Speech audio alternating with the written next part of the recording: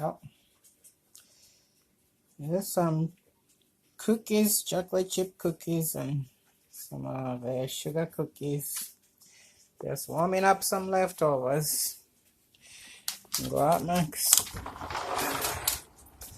Yeah, today is a little bit windier.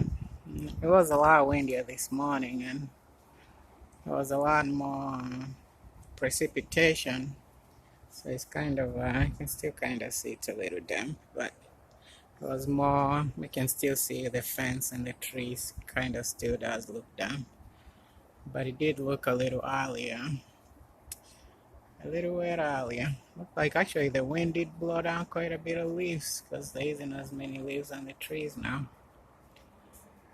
But nothing that much to report today. So have a good one.